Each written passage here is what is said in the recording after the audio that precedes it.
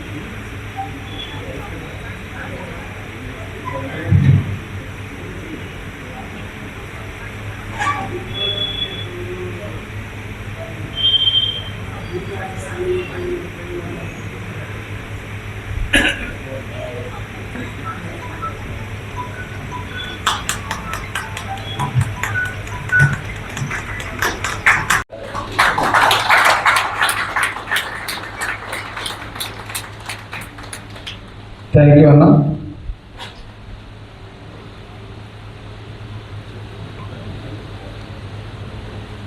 కార్యక్రమానికి హాజరైన మీ అందరికీ పేరు పేరున ధన్యవాదాలు తెలియజేస్తూ సార్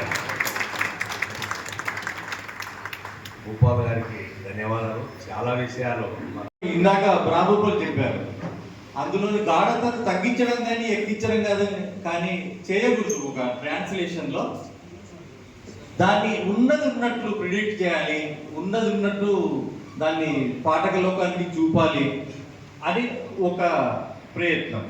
సరే, నేను కవి దగ్గరికి తీసుకుపోయినాను. అది ఒక్క నిమిషం సైలెంట్గా నిలబడ్డాను.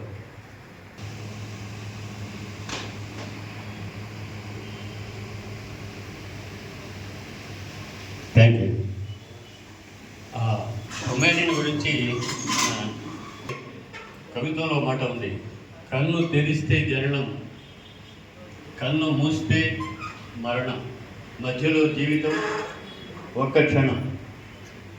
జీవితం అనేది క్షణకాలం ఉండేటువంటి దానికి భయపడకుండా పోరాటం చేసినాడు కొమ్మేని. అందుకని ఆయన జీవితాన్ని గురించి మీ అన్నకు కూడా డాక్టర్ సార్ అందిస్తారు.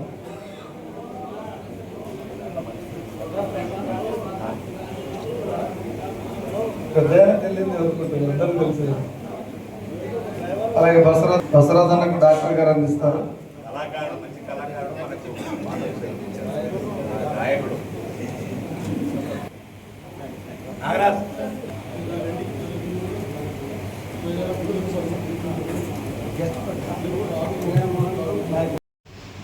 రెండవది, అక్కడ జరుగుతున్న దురాగతాలు మొదటి కవిత నుంచి చివరి వరకు కవి, దీన్ని రాసినటువంటి రచయిత కవి పాలస్తీనాలో కళ్ళెదురుగా ఒక సంఘటన జరిగితే మానవత్వం ఉన్న మనిషి ఎట్లా స్పందిస్తాడో, పాలస్తీనాలో జరుగుతున్న ప్రతి సంఘటన సందర్భంగా ఆయన ఎన్ని రాత్రులు మేలుకున్నాడో తెలియదు, ఎన్ని గంటలు దీనికోసం మెదులు ఖర్చు పెట్టినాడో తెలియదు, ఎంత ఆవేదన గురైనాడో తెలియదు, అన్నిటికంటే ముందు ఎన్ని కన్నీళ్లు కార్చినాడో కూడా తెలియదు. చేసిన వాడిని చూస్తుంటే చెయ్యి పిడికిలై లేస్తుంది. కల్మషం లేని నా లేత గుండెకు ఎక్కడా లేనంత ధైర్యం వస్తుంది. నరాల్లో రక్తం సలసల మరుగుతుంది. ఎంతో ఇష్టమైన మా స్కూలుపై కనికరం లేకుండా బాంబులు వేశాడు. మా కళను నిలువున కూల్చేశాడు. భవన శిథిరాల్లో